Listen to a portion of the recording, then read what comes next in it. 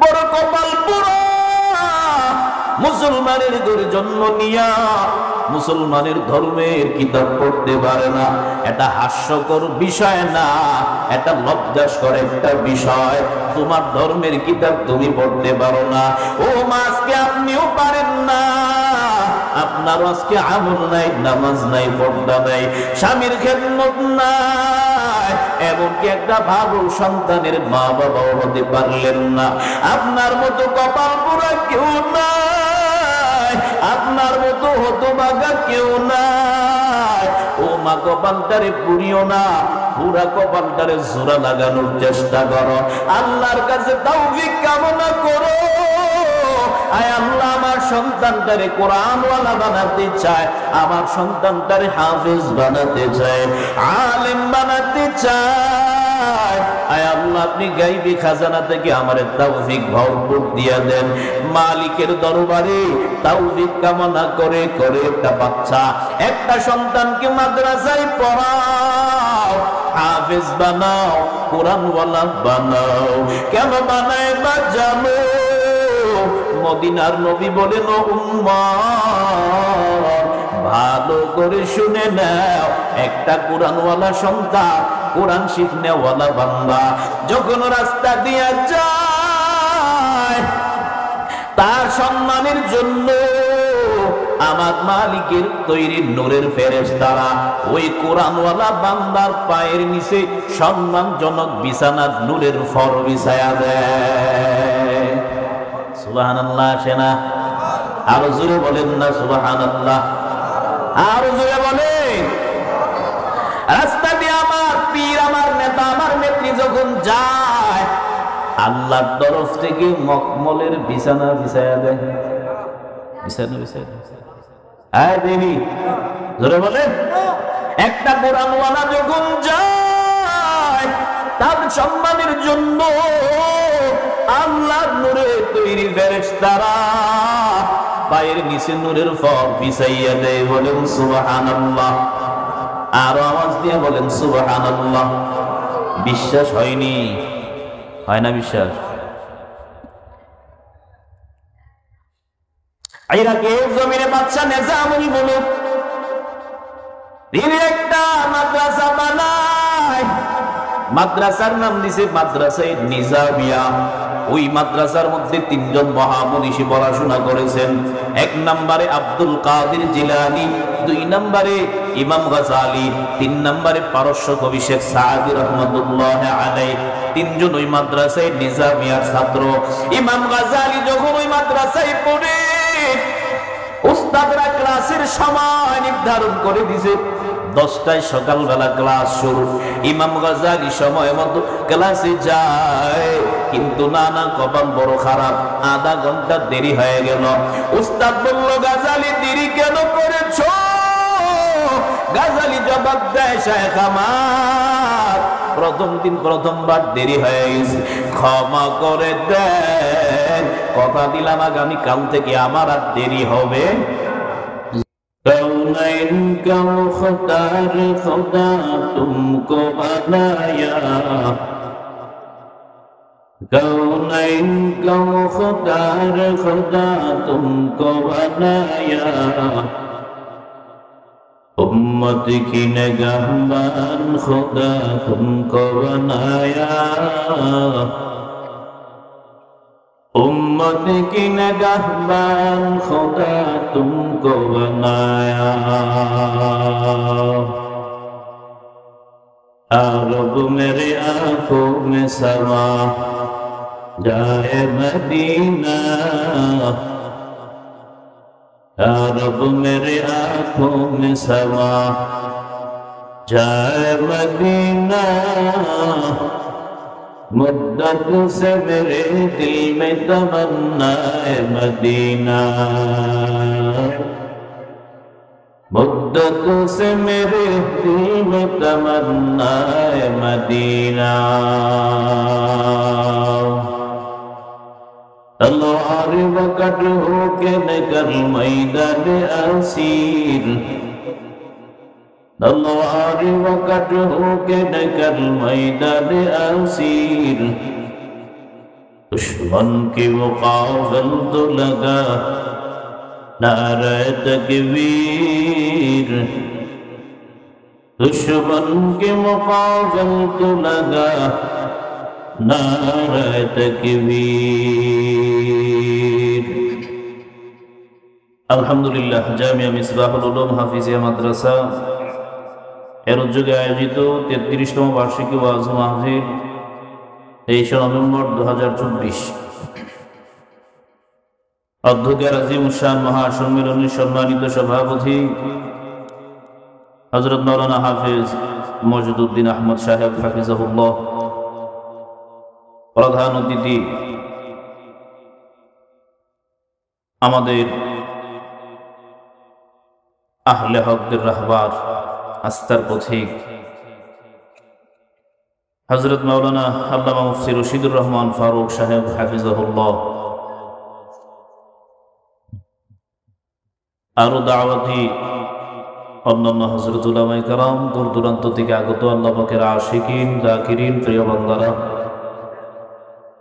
পর্দার আড়ালে অবস্থানরত শ্রদ্ধেয় সম্মানিত মা ও বোনেরা, আল্লাহ পাক রব্বুল আলামিনের দরবারে অসংখ্য অগণিত শুকর যে আল্লাহ পাক রব্বুল আলামিন আমাদের সকলকে সমস্ত কাজ থেকে ফারিগ করে দ্বীনের নিসবতে আল্লাহ ওয়ালাদের সুহবতে বরকতপূর্ণ মজলিসে আসা বসার জন্য কবুল ও মঞ্জুর করেছেন। নিয়ামতের শুকর আদায়ার্থে আমরা উচ্চ কণ্ঠে জবান ছেড়ে দিল ভাঙ্গা আওয়াজে কালেমাতুশ শুকর উচ্চারণ করি, আলহামদুলিল্লাহ। মসজিদের ভিতরে যারা এরা কি শুকর আদায় করবেন না? ঘুমায় গেছেন গা আপনারা? সবাই জবান ছেড়ে বলেন আলহামদুলিল্লাহ। আর মাঠের আপনারা বলেন না, আপনারা বলেন আলহামদুলিল্লাহ। সজাগ আছেন তাইলে?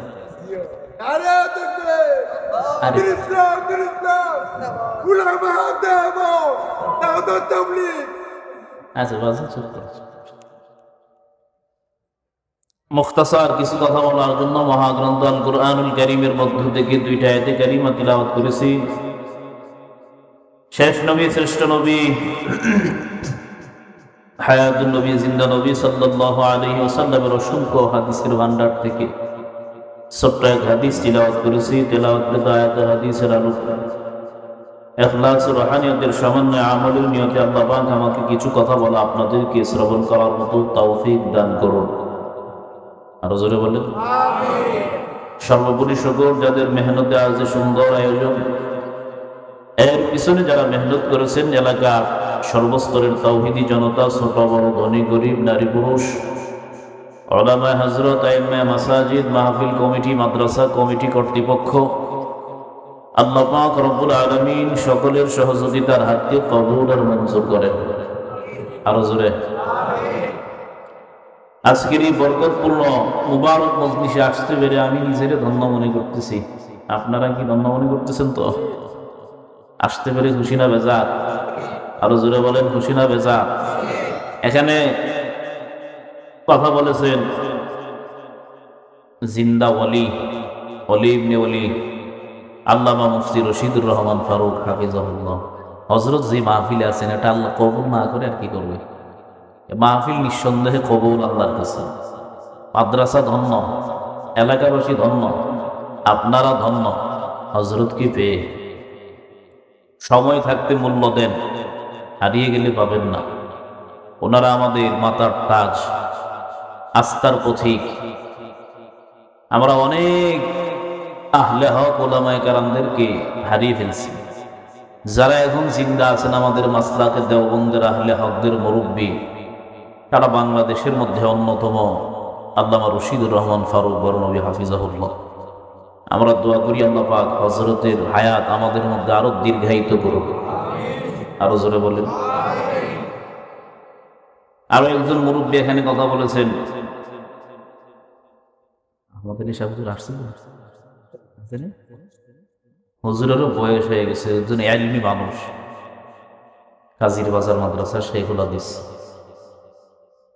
হুজুর আমাদের মুরব্বী আহলে হকদের। আজকে এখানে যারাই আছেন কথা বলেছেন, আলহামদুলিল্লাহ। আল্লাহ পাক সকলের কথাগুলো আমাদের আমলে বাস্তবায়ন করার তৌফিক দান করুন। হুজুর আসতে পারেন না, হুজুর অসুস্থ, আল্লাহ পাক হযরতকে পরিপূর্ণ শেফা দান করুন। আর হুজুরে আপনারা দীর্ঘ সময় অনেক ওলামায়ে কেরামের কথা শুনেছেন, এই একেবারে বিকাল থেকে নিয়ে এই পর্যন্ত। সিলেটেই প্রথম দেখলাম রাত 12টার পরেও বয়ান হয়, একেবারে কম। আমরা তো আসা যাওয়া করি, সিলেটে কোথাও এত রাত্র হয় না। এখানে আসার পরে শুনলাম গত বছর আমাদের এক সাথী ভাই আসছিলেন, রাত্র 2টা পর্যন্ত নাকি বয়ান হয়েছে। ঠিক নেই? কয়টা পর্যন্ত বয়ান হয়েছে? তবে আজকে 2টা পর্যন্ত হবে না। কারণ হলো আমার টাইম ছিল 11:30 থেকে নিয়ে 1টা পর্যন্ত। আমি আপনাদের মাঝে লম্বা সময় দিতে পারতাম, কিন্তু সমস্যার কারণে আমার একটু তাড়াতাড়ি যেতে হবে। এই জন্য বেশি লম্বা না, আপনাদের মর্জি মোয়াফেক আলোচনা হবে। বাকি উঠা বসার মাত্রা বেশি হবে, আলোচনা শেষ। না উঠলেও যে একেবারে 2-3 ঘন্টা চালায় নিব এমনও না। রাত্র যেহেতু বেশি হয়ে গেছে, মানুষের ওঠা বসা, কাহিল, ঘুম, ক্লান্ত সব অন্তরে আছে এখন। ঠিক না? জোরে বলেন না? ওই যে কথা বলতে বলতে সবাই কাহিল হয়ে গেছে, এখন আর কি বলবে, সবাই জিমাইতে আছে। ঠিক না?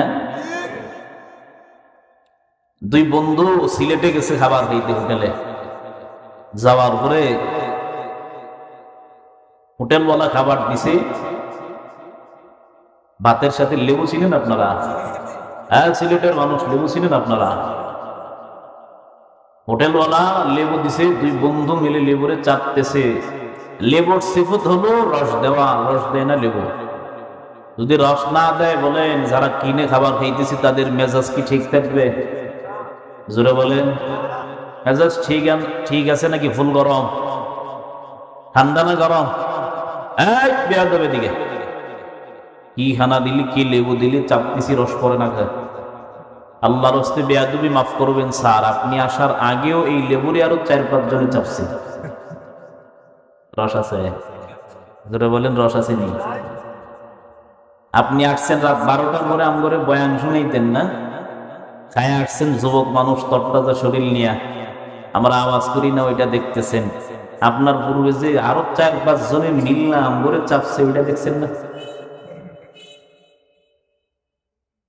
যাক, মুবারক মজলিস আসতে পেরে আমরা ধন্য মনে করতেছি। শেষ পর্যন্ত থাকবো ইনশাআল্লাহ। আরো জোরে বলেন ইনশাআল্লাহ। আল্লাহ পাক কবুল করুন। আরো জোরে। গোটা জীবন তো আমি আমার সংসারের জন্য, দুনিয়ার জন্য, আমার যা আছে ফ্যামিলির জন্য আমি কাটাইয়া দিলাম। বহুত আল্লাহর বান্দা দুনিয়ার পিছনে ছুটতে ছুটতে, ফ্যামিলির পিছনে, সংসারের পিছনে ছুটতে ছুটতে অনেক আল্লাহর বান্দা হঠাৎ একদিন চলে গেছে। আল্লাহ যে একটা মাকসাদ দিয়ে পাঠাইছেন তার দাসত্ব গোলামি করার জন্য। অনেক আল্লাহর বান্দা দুনিয়াতে সময় দিতে দিতে আখেরাতের পুঁজি বিন্দু পরিমাণে কামাই করতে পারে নাই, নামাজ পড়তে পারে নাই, আমল করতে পারে নাই। এর আগেই আল্লাহ আজরাইল পাঠায় নিয়ে গেছে। এমন বান্দা আছে না? কত আল্লাহর বান্দা নিয়ত করেছে আগামীকাল দাড়ি রাখবো, আগামী সপ্তাহ রাখবো, আগামী বছর থেকে ভালো হয়ে যাব, বিয়ার পরে ভালো হয়ে যাবো, এখন দাড়ি রাখবো না, এখন রাখলে মুরব্বি লাগবে, বিয়ার পরে রাখবো। অনেক আল্লাহর বান্দারা নিয়ত করছেন এরকম, কিন্তু বিয়ার কপালে আসে না। এর আগে আল্লাহ ডাক দিয়ে নিয়ে গেছে। আছে না এমন বান্দা? জোরে বললেন না? আজকা কাম কাল পা না। আগামীকালকের জন্য যে রাখতেছো কাজটা বাঁচবা কতটুকু গ্যারান্টি আছে? আছে কোনো গ্যারান্টি? অনেকে আবার বলে বিয়ার পরে দাড়ি রাখেন কেন? আমরা যারা দাড়ি রাখছি আমগো মনে বউ নাই না? দাড়িওয়ালাদের বউ নাই? জোরে বলেন, দাড়িওয়ালাদের বউ নাই? তো দাড়ি রাখলে আপনার সমস্যা কি? বউ পাবেন না? কোনো মেয়ে যদি আপনার দাড়ির কারণে পছন্দ না করে, আপনি আল্লাহর কাছে শুকর আদায় করবেন, একটা শয়তান আপনারে পছন্দ করে নাই। ভালো, আপনি একটা খারাপ মেয়ে থেকে বেঁচে গেলেন। কারণ দাড়িটা আমার বাপ দাদার কোনো কারো সুন্নত নেই। জোরে বলেন, কার সুন্নত? কারো সুন্নত? জোরে বলে না, কার সুন্নত? নবীজির সুন্নত। লম্বা জামা পরা, দ্বীনের পথে চলা, দাড়ি রাখা, সব ক্ষেত্রে রাসূলের সুন্নত আছে না নাই? জোরে বলেন। হাতের নখ কেমনে কাটবো, চুল কেমনে কাটবো, সুন্নত আছে না নাই? জোরে বলেন। চুলের সুন্নত কি পিছনে ছোট করে সামনে দেড়াত লম্বা রাখা? হ্যাঁ, অথবা সামনে বড় রাখা, আবার এদিকে ছোট করে, পিছনে আবার লাতা মুরগির মতো বড় রাখা, এরকম। জোরে বলেন এরকম। আল্লাহ আমাদের হেফাজত করুন। আরো জোরে বলেন আমিন। তো বলতেছিলাম, আমরা সব কিছু করতে করতে, দুনিয়ার পিছনে সংসার করতে করতে আমরা আখিরাতের পুঁজি কামায় অর্জন করতে ভুলে গেছি। আল্লাহ পাক আমাদেরকে হেফাজত করুন, আখিরাতের পাথেয় গ্রহণ করার তৌফিক দান করুন। আরো জোরে বলেন, আরো মহব্বতে বলেন, হয় না? আরো জোরে বলেন। সংসার কইরা হবে গো, করলি না বন্দেগি,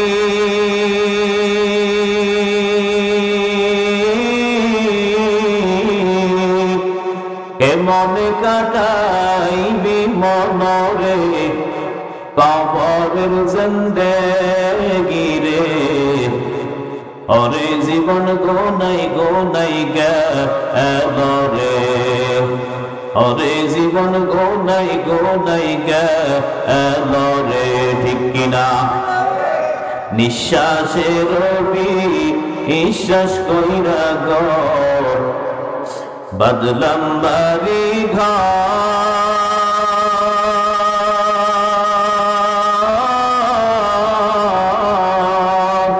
কোন দিন জানি আজরাইলাইসা গো, সবই ঘরে পরে। ওরে জীবন গোনাই গেল রে, ওরে জীবন গোনাই গেল রে।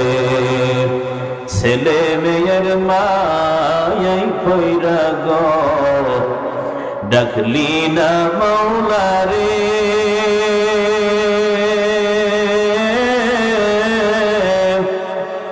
কি জানি কি উপায় হবে গো, অন্ধকার কবর রে।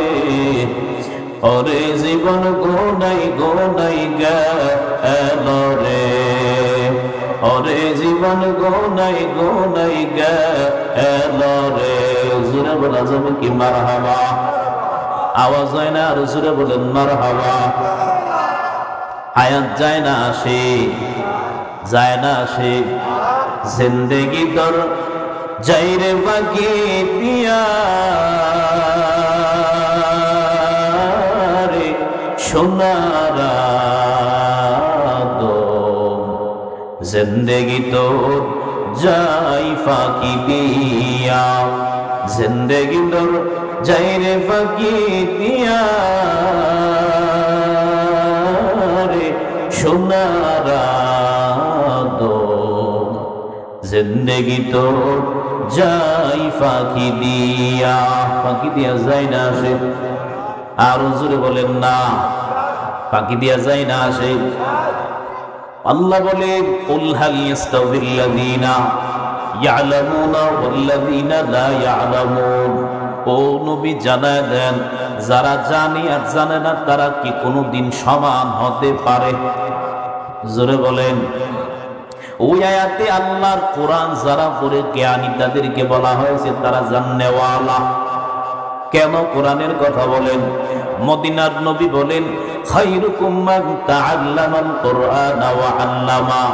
পয়গম্বর জানায়, ও সাহাবায়ে কেরাম, আপনারা কি জানেন জমিনে শ্রেষ্ঠ বান্দা কারা?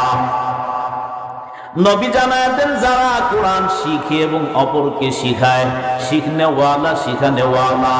দুনিয়ার মধ্যে সবচেয়ে উত্তম বান্দা আমরা তো মনে করি যাদের টাকা বেশি, পয়সা বেশি, ধন সম্পদ বেশি, টাকাওয়ালা, ক্ষমতাওয়ালা, ধন সম্পদওয়ালা, তারা হয়তো জমিনে সবচেয়ে বড় উত্তম। না না, মদিনার নবী একটা সার্টিফিকেট দিয়া মাপকাঠি দিলেন, যারা কোরআন শিখে এবং শেখায় উভয় দল উত্তম দুনিয়ার মধ্যে। এই জন্য বাবা, যারা মাদ্রাসায় পড়ে এবং পড়ায় তাদেরকে উত্তম সম্মানিত সার্টিফিকেট কে দিছে? আরো জোরে বলেন। কারণ তারা এমন একটা কিতাব পড়ে যত কিতাব আল্লাহ দুনিয়ার জমিনে নাজিল করেছে সবচেয়ে দামি কিতাবের নাম, আরো মহব্বতে বলেন না। এই কোরআন মাদ্রাসা ছোট ছোট বাচ্চারা পড়ে, এটা এমন একটা দামি কিতাব। মদিনার নবী বলেন, কেউ যদি এই কিতাবটারে বুঝে আর না বুঝে একটা অক্ষর পড়ে, আল্লাহ তাআলা আমলনামায় এমন একটা নেকি লিখে দেন যেই নেকিটা 10টা নেকির সমান। সুবহানাল্লাহ। নবী বলেন, লা আকুলু, আমি বলি নাই আলিফ লাম মিম হারফুন, আমি নবী বলি নাই আলিফ লাম মিম, মিম 3টা মিলে একটা হরফ। বাল আলিফুন হারফুন ওয়া লামুন হারফুন ওয়া মিমুন হারফুন। নবী বলেন আলিফ একটা হরফ, লাম একটা হরফ, মিম একটা হরফ। কেউ যদি আলিফ লাম মিম বলে অর্থ জানে না, বুঝেও না, মদিনার নবী জানায় কেউ শুধু আলিফ লাম মিম পড়ল, সাথে সাথে আমলনামায় 30টা নেক আল্লাহ যোগ করে দিবে। ইলমেরা আযাজ করদান বেহিসাব, খালকেরা দাদন জবাবে বাসওয়াব। ওই কোরআনটাকে বেশি বেশি পড়ো, দামি কিতাব।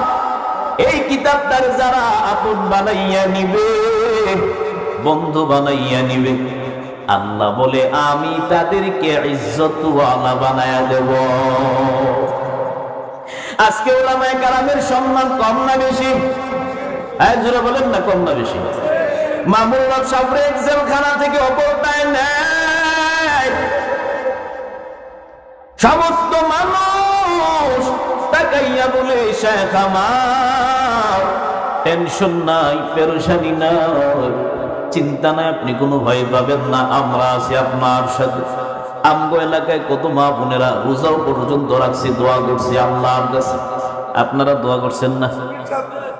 কত মানুষ সম্মান করে সালাম দেয়, কত মানুষ হাদিয়া দেয়।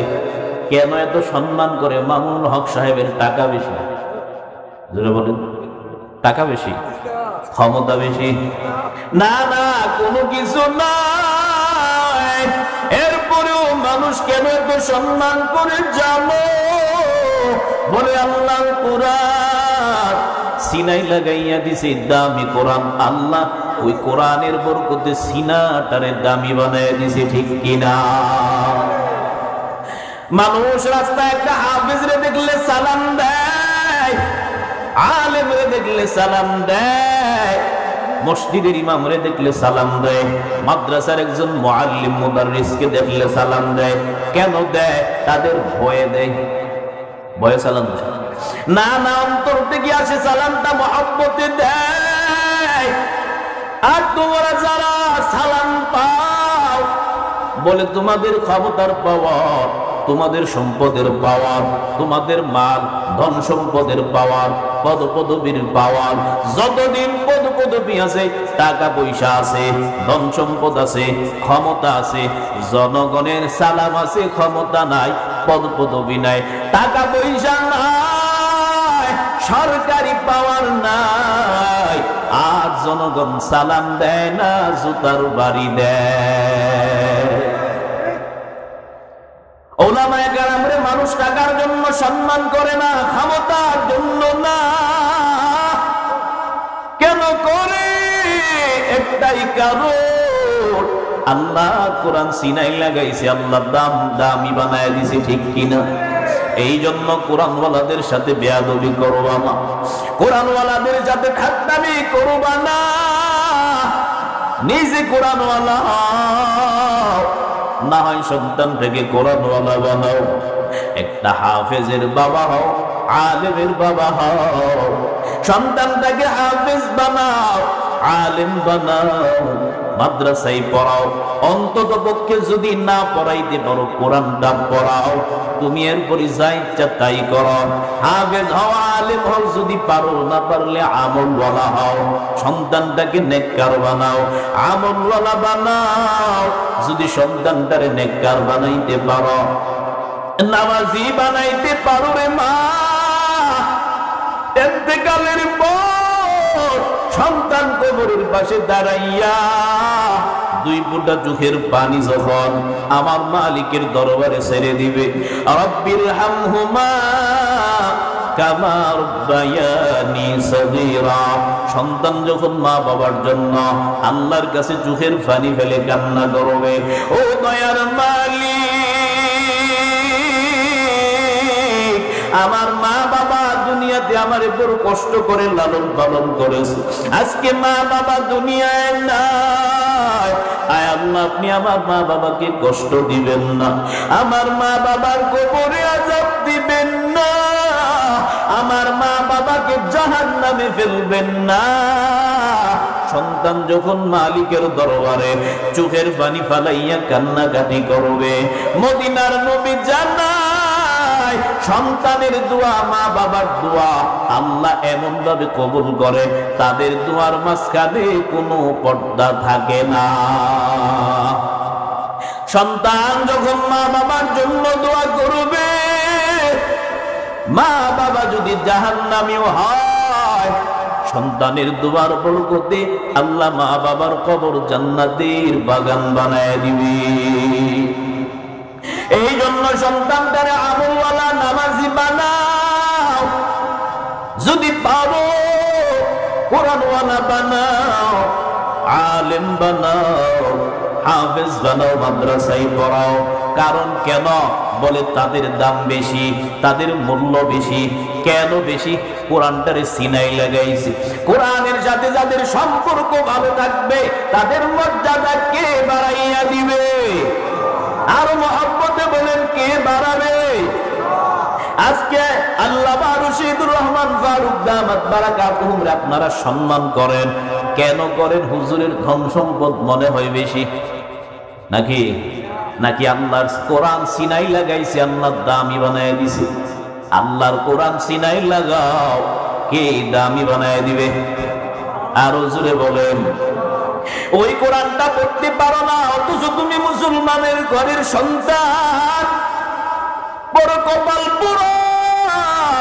মুসলমানের ঘরে জন্ম নিয়া মুসলমানের ধর্মের কিতাব পড়তে পারে না, এটা হাস্যকর বিষয় না, এটা লজ্জাস্কর একটা বিষয়।